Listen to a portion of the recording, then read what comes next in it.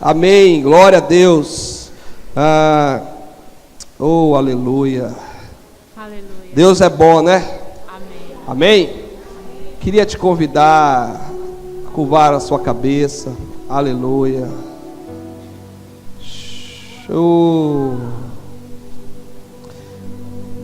Nesse domingo de Santa Ceia. Oh, aleluia. Ele está falando desde cedo. Verdade, aleluia. Mas Ele quer falar mais. Amém. Ele quer mudar estruturas dentro de você. Aleluia.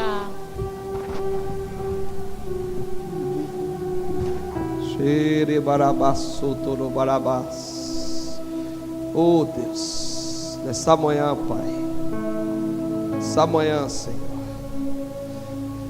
essa manhã é tua, Pai. Ei!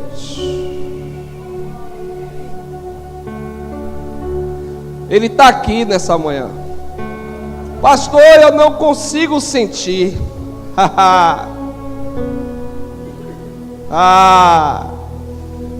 Quando você tem fé, a presença muitas vezes você não vai sentir, mas você vai saber que Ele está. E quando Ele chega no ambiente da sua vida, Ele é tão lindo, tão doce, tão maravilhoso que Ele te deixa sem ação. E Ele começa a falar, aleluia. E Ele começa a trazer coisas essas no qual, para mudar estruturas no seu espírito, na sua alma, no seu corpo. É trazer o céu, aleluia, é trazer o céu para dentro de você. Quando Ele vem, o que fazer quando Ele vem? O que fazer quando Ele vem? Aleluia. Ei, ei. O que é que você faz quando Ele vem? Quando Ele vem, eu fico despido. Quando Ele vem, eu fico sem ação. Aleluia. Tem dia que Ele vem e eu fico chapando o coco. Tem dia que Ele vem e eu durmo. Tem dia que Ele vem e eu durmo. Ontem Ele veio no meu quarto e eu dormi. O que fazer quando Ele vem? Agora, pois, já não existe mais religiosidade entre você e Ele, porque o véu já foi rasgado. Ser bem-vindo. Sim, o véu já foi rasgado, irmão. Vamos outra vez. Aleluia. Aqui. Sinta o vento da presença do Espírito.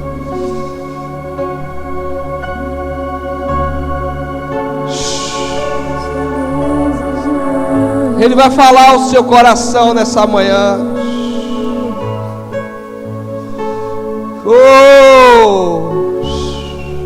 Nosso amigo Santo Espírito.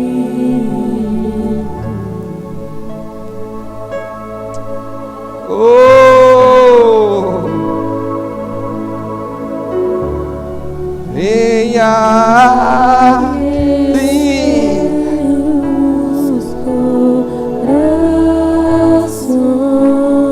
Você pode dizer isso a Ele nessa manhã, aleluia. Aqueles que têm intimidade, só aqueles que têm intimidade podem dizer a Ele: vem, vem aquecer, vem com o seu poder, vem mudar, vem transformar, aleluia.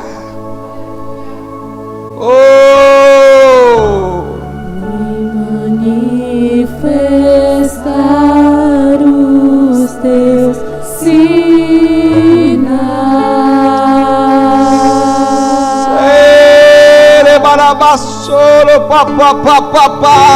O que dizer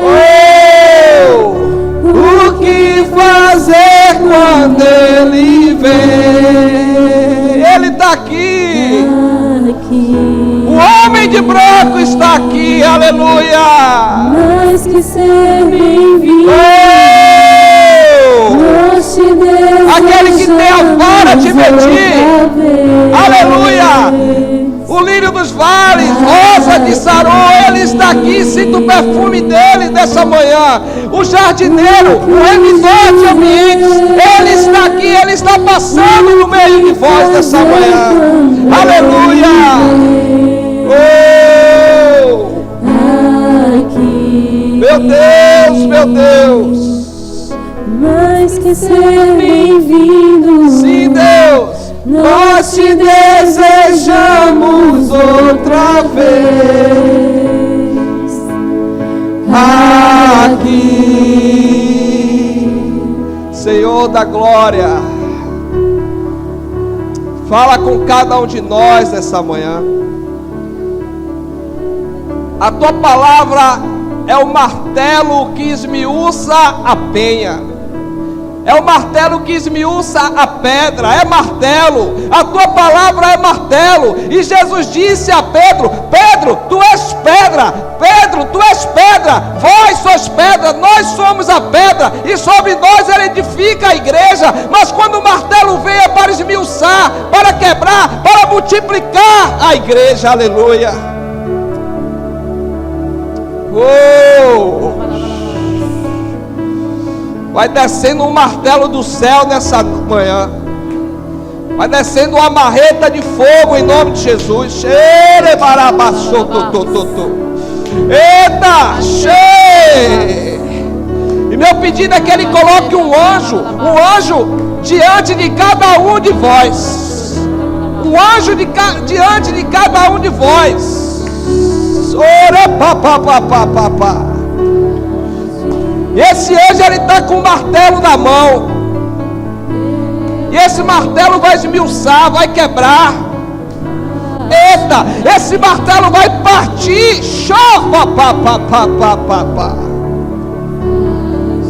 Porque ele disse: isto é o meu corpo que há de ser partido por vós. Façam isso também. Se você tem coragem, faça isso também. Fazer isso em memória de mim.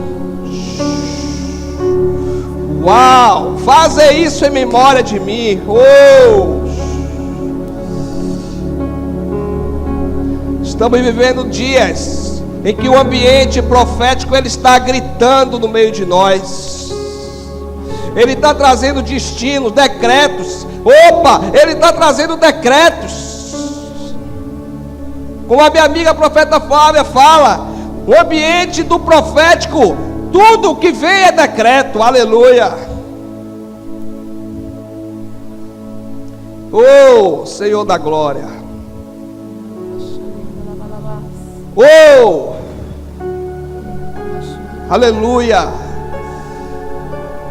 Deus não quer mais uma emoção sua. Deus não quer mais uma manifestação da sua alma.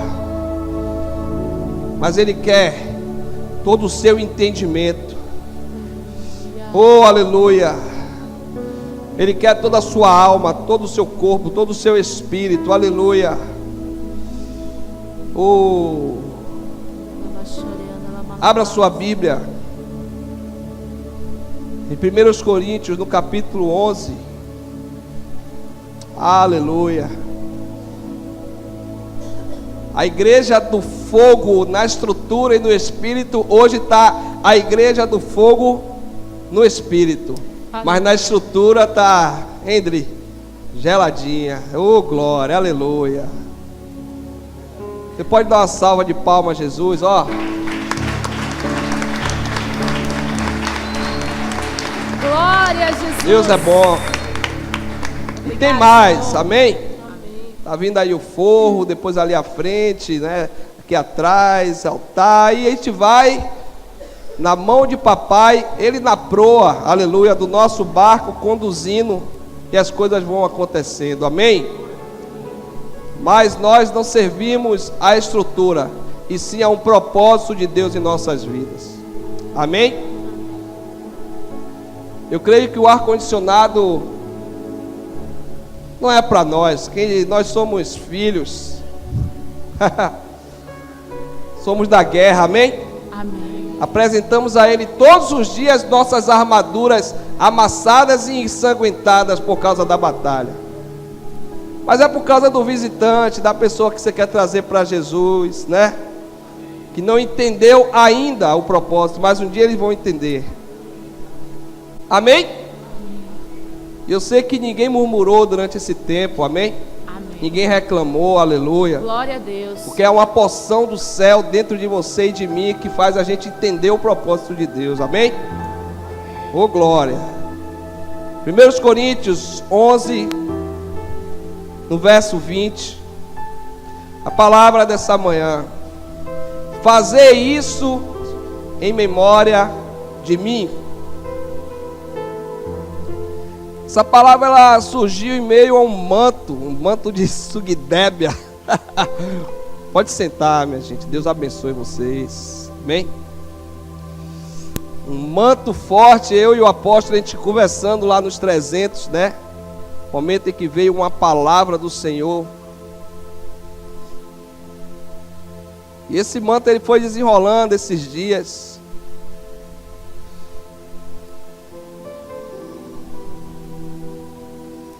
Ele hoje está viajando,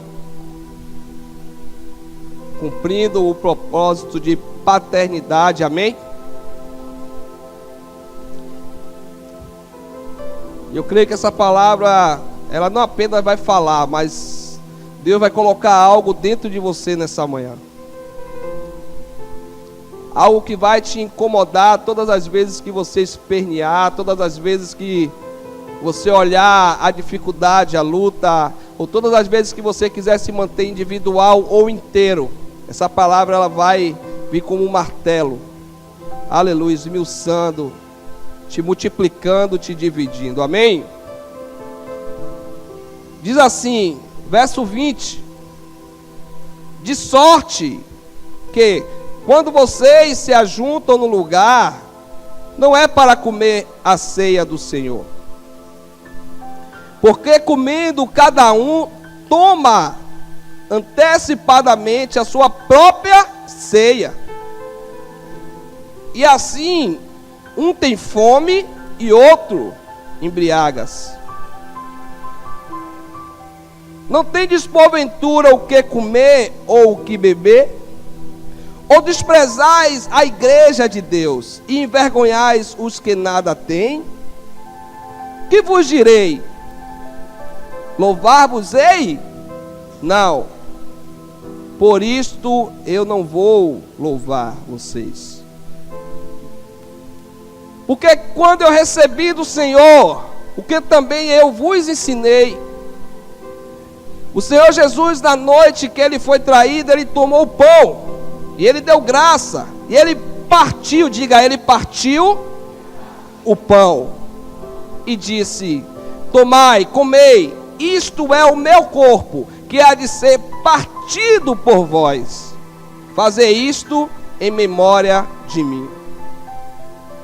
Semelhantemente também, depois de cear, ele tomou o cálice, dizendo: este cálice é o Novo Testamento no meu sangue. Fazer isso todas as vezes que beberdes em memória de mim. Porque todas as vezes que comerdes este pão e beberdes este cálice, vocês anunciam a morte do Senhor até que ele venha. Porque qualquer um que comer deste pão ou beber deste cálice indignamente será culpado do corpo e do sangue do Senhor.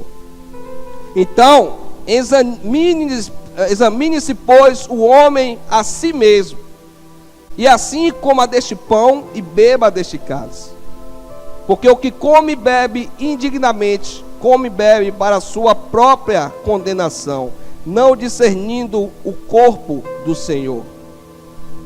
Por causa disso, há entre vós muitos que estão fracos, muitos estão doentes, e outros já dormem. Porque se nós nos julgássemos a nós mesmos, não seríamos julgados. Mas quando somos julgados, somos repreendidos pelo Senhor, para não sermos condenados com o mundo. Portanto, meus irmãos, quando vocês se ajuntarem para comer, esperai uns pelos outros. Mas se algum de vocês tiver fome, coma em casa, para que quando você se ajuntar, não se ajunte para condenação. Quanto mais as demais coisas, eu vos ordenarei quando eu for. Aleluia, aleluia, aleluia. O apóstolo Paulo, ele nesse momento, ministrando para a igreja de Corinto, uma igreja que, por causa dos seus dons, uma igreja que, olha, uma igreja altamente profética. Meu Deus, como você sabe disso, pastor? Foi a única igreja que Paulo precisou parar para explicar sobre os dons do Espírito, sobre a ação da profecia da igreja. Não que as outras não tivessem, mas o nível deles era tão alto que Paulo disse: espera aí, eu tenho que botar a bola no chão, porque senão esse cara vai embolar o meio de campo.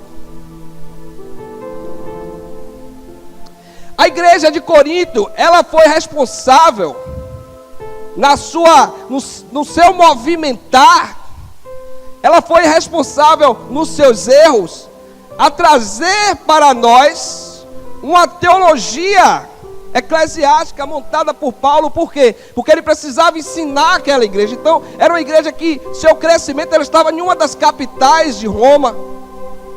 Era uma igreja que, uau, perfeita. Mas eu vejo aqui, no momento da ceia, Paulo tendo que gerar Cristo novamente neles, pelo fato de ser uma igreja que estava ainda inteira, uma igreja que ainda estava individual. Eu estava ali nos 300 juntamente com o apóstolo, na escola profética Ramar, e aí eu ouvi o testemunho do bispo Jetro, um homem de Deus, cheio do Espírito Santo, veio de uma linha tradicionalíssima, mas está ficando maluco, está andando com o profeta Bertelli, está ficando doido. E aí, andar com o profeta, você acaba sendo influenciado pelo profético, não tem jeito. E ele agora está um negócio sério, cheio da unção, cheio do poder, se movendo. Não que o fato dele ser tradicional, ele não estivesse com o Espírito Santo, amém? Mas é porque ele tinha a disciplina dele, né? Aí, irmãos, ele disse que um dia ele estava adorando a Deus, assim nas primeiras cadeiras, e ali em meio à adoração, feliz, alegre, né? Porque quando a gente adora a Deus, nós ficamos alegres. Por quê? Porque o nosso espírito entende, ele está fazendo algo que é da nossa origem. Eita Jesus! Quando você adora a Deus de cara fechada, a sua adoração não passa nem 1 metro acima de sua cabeça. Quando ele vem, como eu ficar triste quando ele vem. Quando ele vem, como eu ficar de cara fechada. Aí ele disse que estava ali adorando a papai, e de repente a filhinha dele veio de lá, abraçou ele, né? Filhinha dele adolescente, e beijando ele feliz, porque olha, tem coisa mais perfeita, adorar o pai, sendo beijado pelo filho. E ele disse que ele estava agradecendo a Deus. Deus, muito obrigado pela minha filha, a minha filha que tu me deste e tal. Aí de repente Deus fez uma pergunta a ele. Deus perguntou: Jetro, essa sua filha é minha mesmo? Aí ele: sim, Senhor. Aleluia. Eu entreguei ela um dia no altar. Aí Deus novamente falou: Jetro, você está preparado para o que eu vou te falar agora? Ele: oh, aleluia. Jetro, sua filha é minha mesmo? Quando Deus faz a mesma pergunta a segunda vez, hein, Alisa? Aí a gente começa a temer. Eu disse, sim, Senhor. Porque, Jetro, tudo que vem à minha mão, eu multiplico. Não existe nada que venha à minha mão, Jetro, que eu não parta e multiplique. Nada em minha mão fica inteiro, Jetro. E aí ele começou a chorar.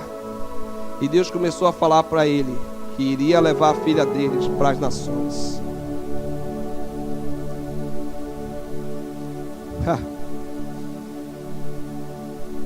Que há um tempo a filha dele estaria distante dele. E talvez esse tempo se abreviasse de tal forma que ele nunca mais veria essa filha.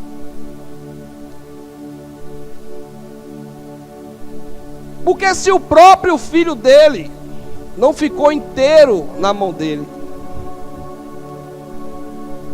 o próprio filho dele, quando Deus viu que o homem não resistiu à investida do diabo, e o plano que já estava colocado desde a fundação do mundo, teria que agora ser colocado em prática.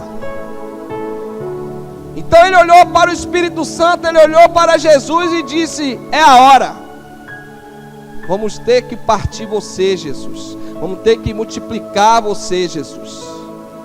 Para que os homens recebam novamente a porção que vem de mim. Aleluia.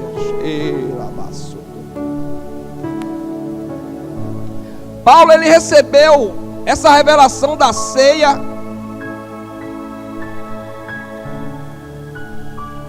nos 14 anos que ele estava exilado. Nossa, Paulo estava exilado? Sim. E quem exilou Paulo? A própria igreja. Sabia disso? Esse momento do exílio de Paulo foi logo quando Paulo se converteu. E a igreja não entendeu, e a igreja dizia, não, nós não queremos ele no meio de nós, porque ele causa confusão, ele causa problema, o mover dele está causando problema para nós. A igreja quer permanecer quietinha, a igreja quer permanecer sem problema, sem as prostitutas entrarem e causar confusão na cabeça dos homens, das mulheres, sem os drogados entrarem e causar confusão no nosso meio, porque talvez ele influencie um adolescente aqui ou um adolescente ali. Não queremos eles no meio de nós.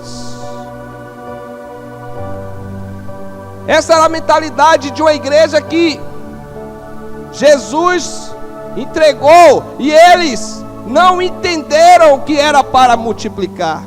Aleluia.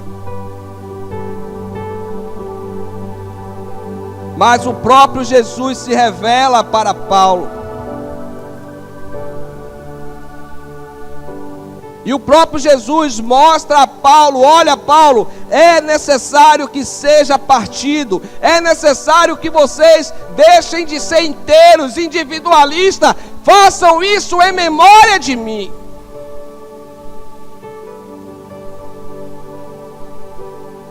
Diga comigo, nosso Deus é o Deus que não mantém nada inteiro em tuas mãos. É princípio. Se você quer entender Deus, vá no princípio da origem. Lá atrás, está Adão nomeando coisas. Está Adão rei de todas as coisas, dominando sobre todas as coisas.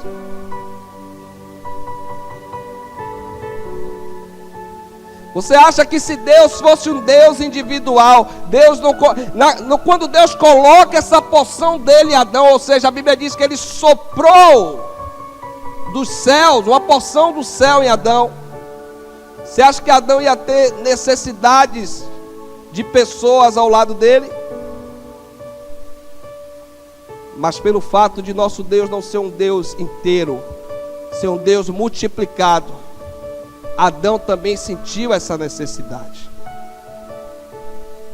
O que é que ele faz? Dá uma injeção em Adão, Adão morre, ou dorme, desculpe. E daí ele parte Adão.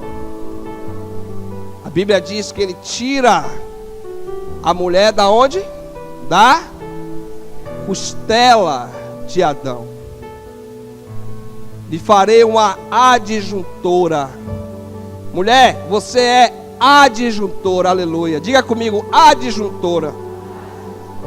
Adjuntora, na raiz da palavra, lá no hebraico, quer dizer aquela que veio para servir ao propósito com entendimento.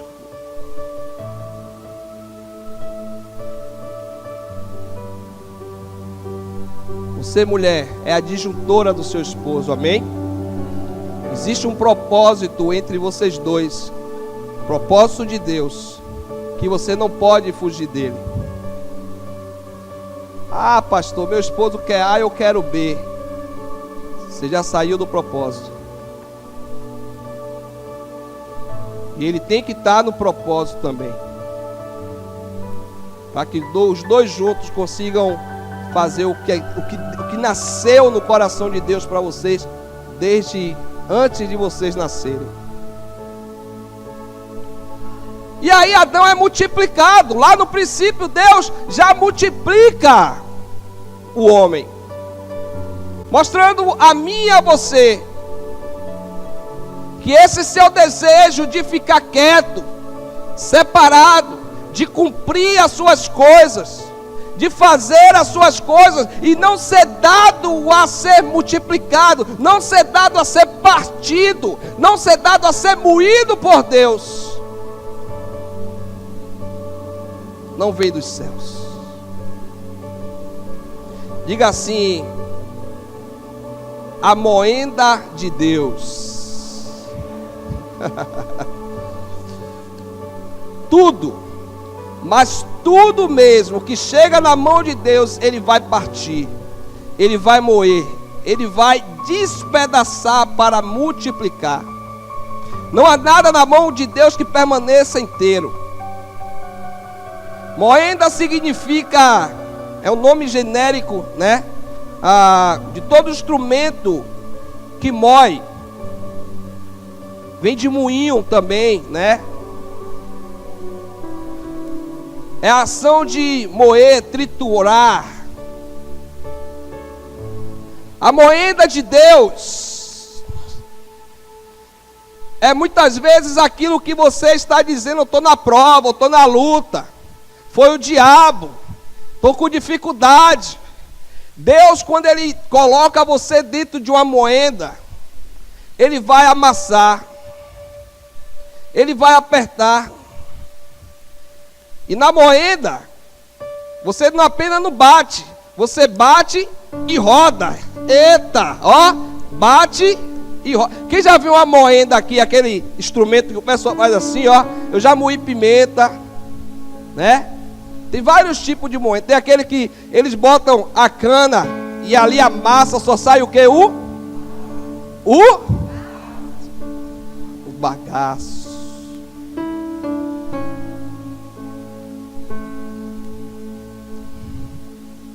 Deus está te multiplicando.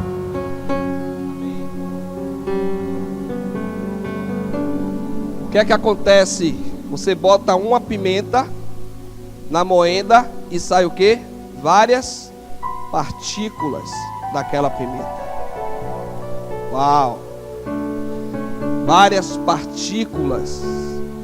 É você multiplicado. Dói! Pergunte para a pimenta. Dói muito.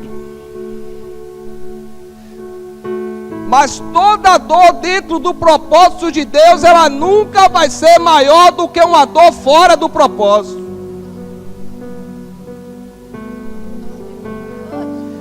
Quem levou Moisés para a moenda do deserto? Foi Deus.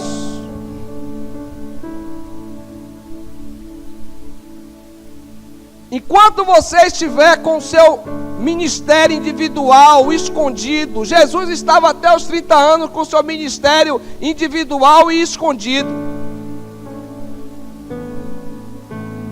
Maria sabia, porque o anjo falou diretamente com ela. José sabia. Algumas pessoas ali, né? Isabel, Zacarias, o sacerdote. Mas aí quando o ministério dele se torna público, a Bíblia diz que o Espírito Santo pegou ele e fez o quê? Levou ele para o deserto para acontecer o quê?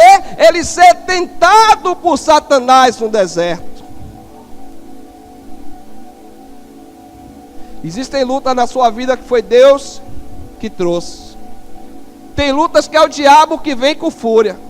Mas em todas elas, Deus cumpre um propósito de te moer, de te partir, mas vai te multiplicar, aleluia. Quando nós viemos à igreja, antigamente, amém? Não mais hoje, profetizo isso sobre nós. Mas nós viemos buscar algo de Deus. Eu cresci ouvindo uma música do Osés de Paula que dizia assim: você veio buscar sua bênção, eu também vim buscar minha bênção. Esse é o meu lugar, eu só saio daqui quando a bênção chega. Às vezes você sai e a bênção não chega. Fiquei frustrado com isso. Às vezes você vem com dinheiro de transporte para vir e aí tem que pedir ou então voltar andando. Sabe por quê? Porque mudou uma chave na nossa mente. Nós viemos aqui agora é pelo propósito. O propósito da semana. Ser homem de Deus lá no seu trabalho. Ser mulher de Deus lá na sua casa. Ser mulher, homem de Deus no seu dia a dia.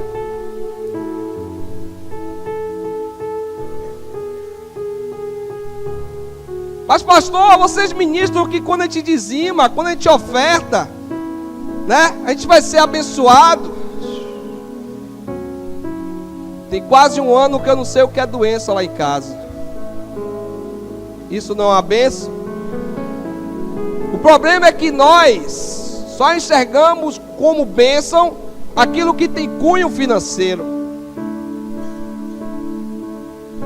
O seu pai que nunca lhe beijou chama você: vem cá, filha, dá um beijo em você, te dá um carinho. Isso é uma bênção, porque está havendo uma transformação, aleluia.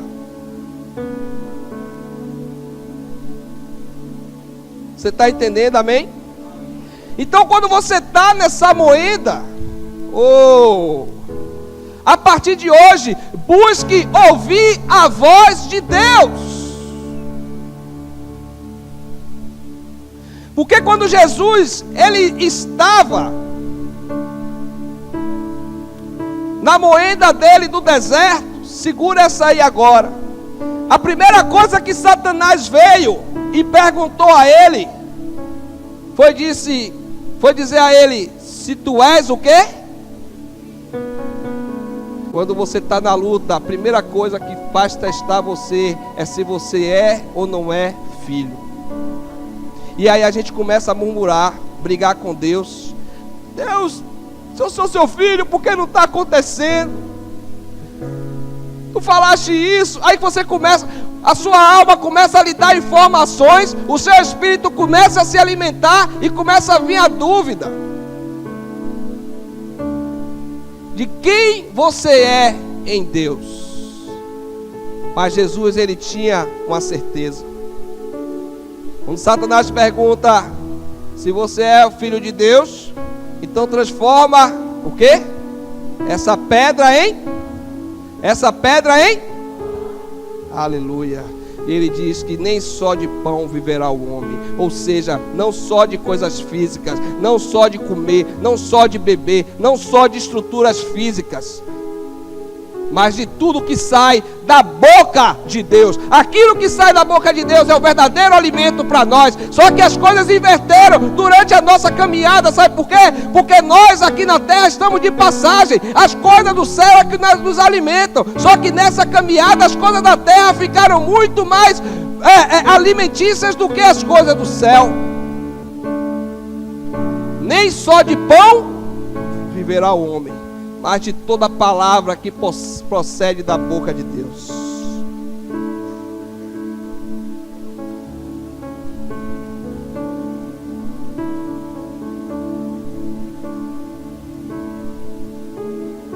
Em Israel havia muitas viúvas. Sim ou não? Em Israel, no tempo de Elias, havia muitas viúvas. 1 de Reis, no capítulo 17, né? Conta lá a história da viúva de Sarepta. A viúva de Sarepta, ela entendeu.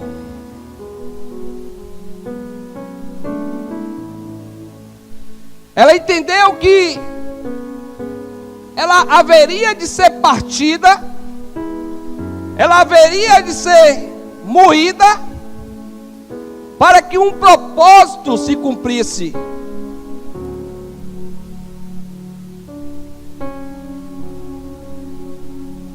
Deus não parte você por malvadeza. Ele é Pai. Amém? Mas Ele parte por um propósito. Sempre pergunte a Ele: Pai, qual o propósito? Chegou no trabalho 7 horas da manhã. E aí o gerente fala: fulano, passa lá no Recursos Humanos. Aí você vai lá pensando que até que enfim veio aquele aumento. Glória. Chegou lá: olha, traga a sua carteira de trabalho que a gente vai dar baixa, você está sendo demitido. A pergunta é: Pai, qual o propósito dessa moeda que eu vou passar a partir de agora? Aleluia.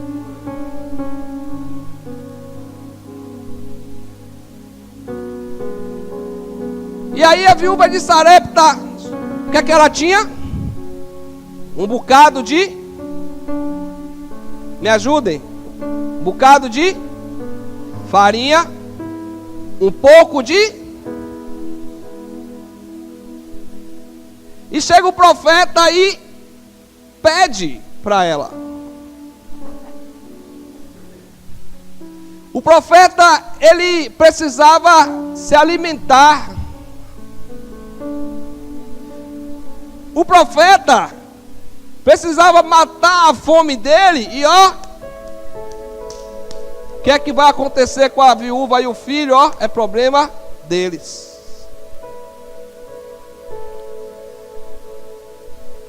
Mas quando você entende do propósito, você não vê a pessoa.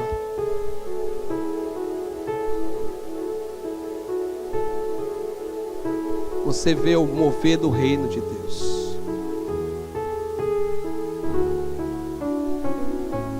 Se coloque no lugar da viúva, hein? Ia sair falando mal. Como é que pode? Se diz um homem de Deus. Única farinha que eu tinha, único azeite que eu tinha.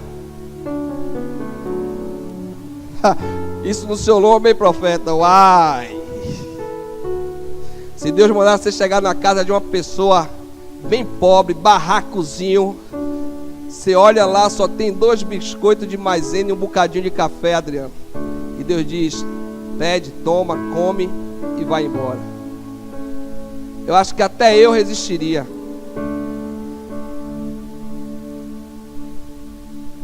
Mas só que nós não somos detentores do que vai acontecer lá na frente. E Deus só trabalha pelo que vai acontecer, aleluia. Muitas vezes você está se vendo ali com fome naquele momento, só que aquela fome ali vai trazer uma nova estrutura para a sua vida espiritual que você não sabe. Olha, eu já passei dificuldade que hoje, muitas vezes, eu olho lá para trás e digo: Deus, muito obrigado, porque o quanto aquela dificuldade me treinou para hoje.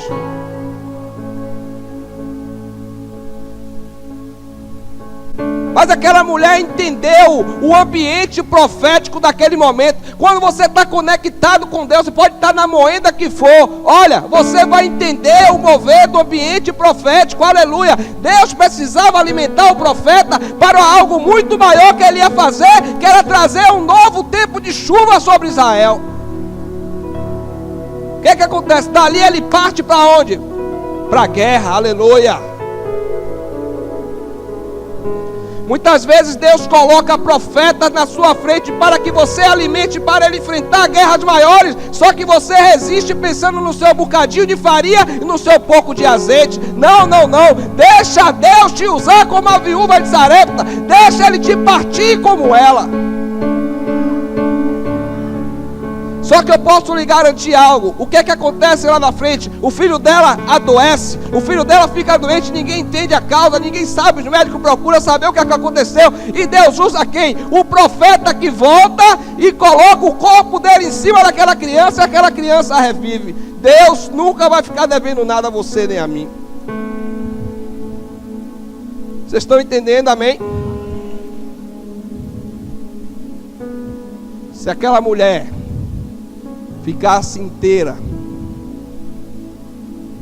não fosse dada a se partir naquele momento, o negócio estava tão grave que ela comeria aquela farinha, daria a seu filho e morreria. Mas o profeta também morreria. E acabou a história aí. Só que o dono da história, ele sempre tem algo a mais.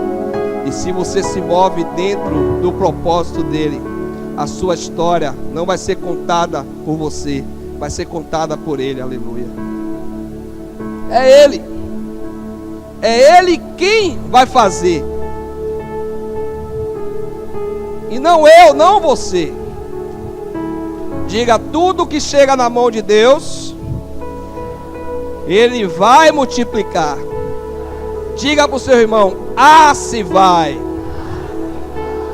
Aleluia, glória a Deus. Mas o problema, irmãos, é que na mente humana, despedaçar, ser partido, é morte. Mas na mão de Deus, é o quê? É multiplicação. Por isso o apóstolo Paulo falou lá em 2 Coríntios 4.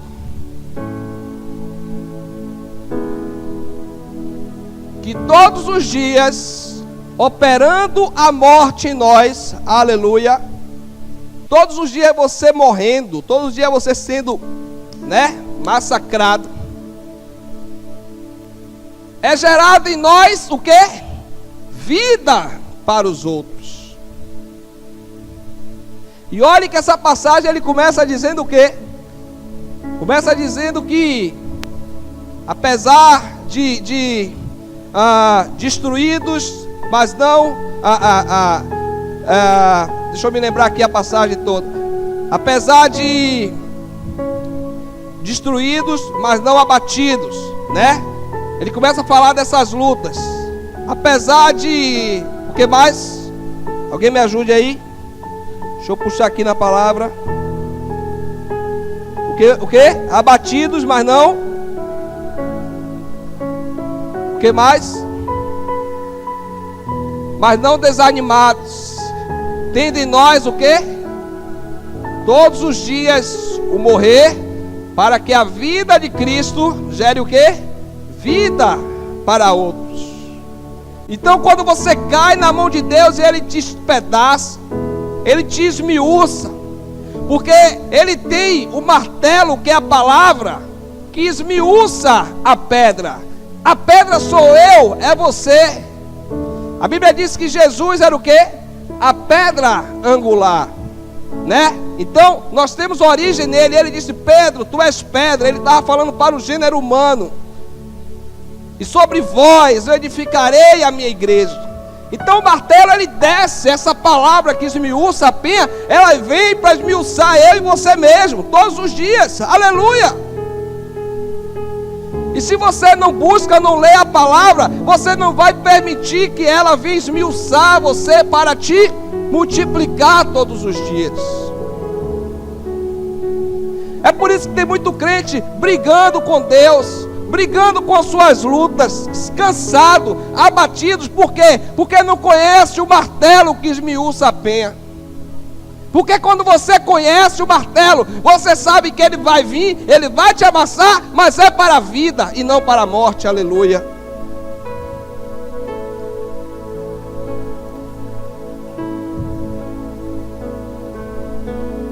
Diga, mente, volte à origem. Aleluia. Porque quando a sua mente volta à origem lá do Éden, ela começa a entender as coisas do céu. A sua alma, quando volta à origem lá, antes do pecado, ela começa a entender o movimentar, o vento, aleluia, as águas, o mover do Espírito Santo na terra, que através de mim, através de você, somos parte dentro desse propósito de Deus. E se ele partiu o seu filho para multiplicar o seu filho, por que é que ele não faria isso comigo e com você? Se Israel saiu de dentro do Egito, quando? Antes ou depois das pragas? Quando? E aí a gente quer sair do Egito antes.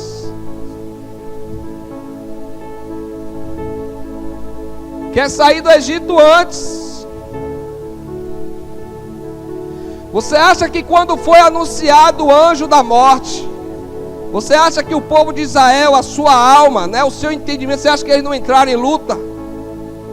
Em dificuldade? Meu Deus, vai morrer, vai matar todo mundo. Então eles tiveram que o quê?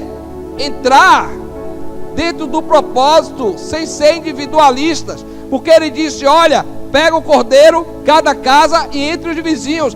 Deus sempre está falando de multiplicar a mim e a você, e nós queremos continuar inteiros.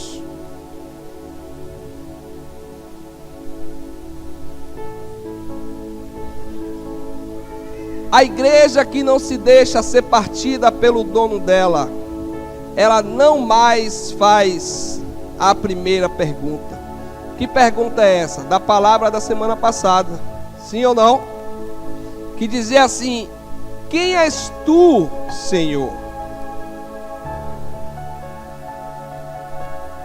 Paulo, vindo de Damasco, quando ele cai do cavalo, que ele tem um encontro com Cristo, ele consegue fazer esta pergunta.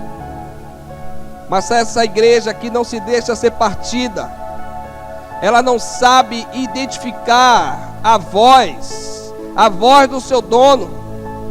Ela perde a identidade dos 5 ministérios. É o que estava acontecendo com a igreja primitiva naquele momento. Eles ficaram em Jerusalém, eles gostaram de estar em Jerusalém, eles tinham apóstolos, eles tinham uma igreja que estava ali, que já tinha crescido até certo ponto. Olha que legal, vamos ficar por aqui mesmo, o negócio está gostoso, agora tem ar-condicionado, uau, agora tem ar-condicionado, eita Jesus, que bom, vamos ficar aqui todo mundo chapando aqui dentro o tempo todo. Vai, ministério de louvor, toca um louvor aí pra gente adorar, aleluia, bora dançar, fecha a porta para ninguém sair, para ninguém entrar.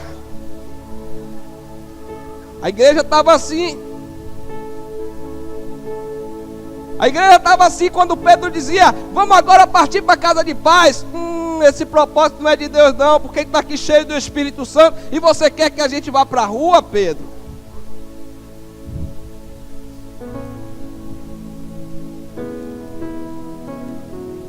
Perdeu a sua identidade do pastoral, do profético, do evangelístico, do mestral, do apostólico. Aí Deus, diga Deus confunde pra caramba. Deus pega o maior matador de crente da época.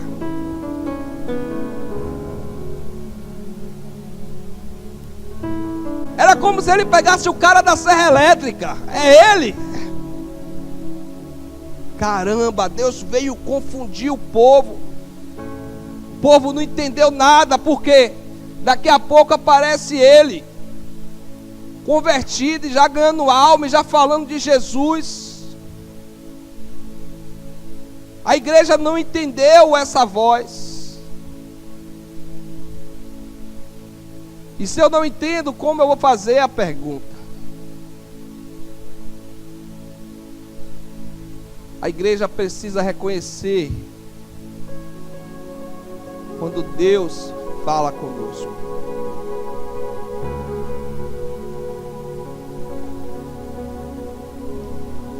O tempo estava passando, a igreja estava ali, autopreservada.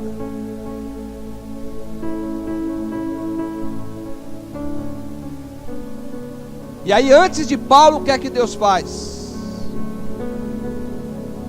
Eu vou bagunçar com tudo agora.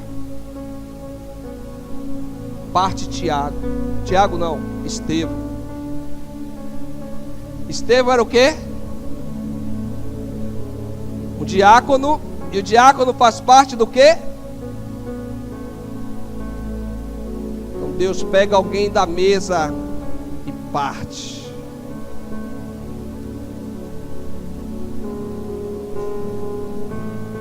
E aí eles ficaram tudo doido. E foge um para o lado, foge um para o outro.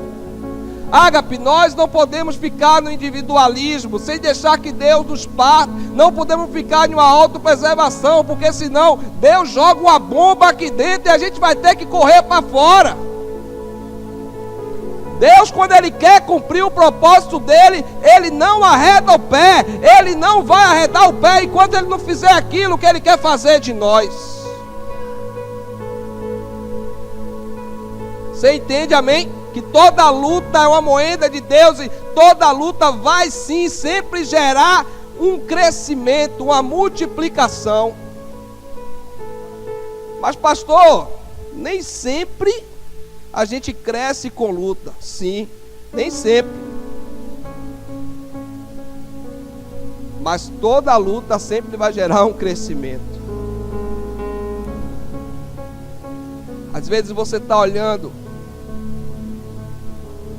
para uma dificuldade que você está passando,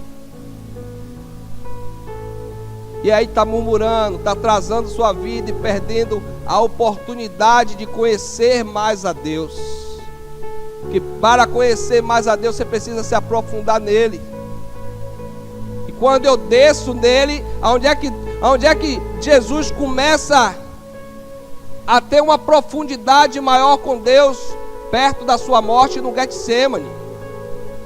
Ele entra lá e ele começa a se aprofundar e entrar em Deus, porque ele estava aflito, ele estava com medo, sim, estava manifestado ali naquele momento a alma de Jesus. Mas quando ele entra em Deus, ele ressurge, ele volta novamente com toda aquela força. Por quê? Porque Deus é o seu alimento na luta, na dificuldade. Deus sempre será o seu alimento dentro da moenda, aleluia. Sempre que você estiver sendo partido, dilacerado, lembre-se, você está passando por isso em memória dele. Quando você está distante, está afastado, ele permite, para quê? Para que você volte e se lembre dele. Fazer isso em memória de mim. Na segunda pergunta, que é: o que queres que eu te faça? A igreja que não se deixa ser partida, ela passa batida, porque ela não entendeu nem a primeira. Ela não se identifica nem com a primeira pergunta, e torna difícil Deus fazer a segunda. Deus entender quando ela faz a segunda. Quando Deus parte Paulo na estrada de Damasco, tornando ele dependente de Deus, a igreja não entendeu. E a própria igreja tentou castrar o ministério de Paulo. E aí Deus faz o quê? A igreja manda Paulo lá para Tarso. Vai para Tarso, porque você está atrapalhando o processo aqui. Nosso processo de autopreservação. E aí Deus usa Barnabé, um pai geracional. Um pai de destino. A Bíblia diz que o nome Barnabé era filho da consolação, aleluia. O Espírito Santo, ele vinha para consolar. E talvez Paulo tivesse lá abatido, destruído, né? Como ele mesmo fala em 2 Coríntios capítulo 4. E ali vem Barnabé, e Barnabé se deixou ser multiplicado, porque Barnabé também estava em um momento bom ali com aquela igreja de Jerusalém. Estava crescendo ali dentro, sendo reconhecido o seu ministério pelos apóstolos. Mas ele larga a igreja, ele deixa a igreja e vai para Tarso. Ele se permitiu Deus partir e levá-lo até Tarso, 750 quilômetros de Jerusalém para Tarso. Só que naquele tempo, não era com o seu carro, nem o meu, né? E quando ele chega lá, ele começa a gerar Paulo novamente e leva Paulo para onde? Para a igreja de Antioquia. Uma igreja que, por causa de uma nova geração que não estava autopreservada, uma nova geração que não estava no seu individualismo, eles permitiram o quê? O Espírito Santo multiplicar a unção, multiplicar aquela igreja. E todas as vezes que Deus, ele toma novamente o controle da igreja, sabe quem é que começa a aparecer na igreja? Cristo. A igreja ali de Antioquia, ela foi reconhecida como a igreja de Cristo. Eles diziam, olha, eles são os cristãos. Foi a primeira vez que eles foram chamados de cristão. Porque quando a igreja entende que na mão de Deus, ela pode ser amassada, ela pode ser partida, mas ela vai ser multiplicada, aleluia. Quando você olha para a sua luta individualmente, meu irmão, você está sendo egoísta, porque Deus permite ser todo mundo amassado, todo mundo apertado. E é hora de chegar diante de Deus, sabe com o quê? É com as suas armaduras amassadas, sujas de sangue, a sua espada, mostrar a Ele, olha Pai, da guerra, da luta que eu tenho passado, a dificuldade que tem vindo, mas eu não arredo o pé do meu propósito. Pode moer, pode amassar, pode partir, mas eis-me aqui, faça isso em memória de Cristo. Aleluia, aleluia.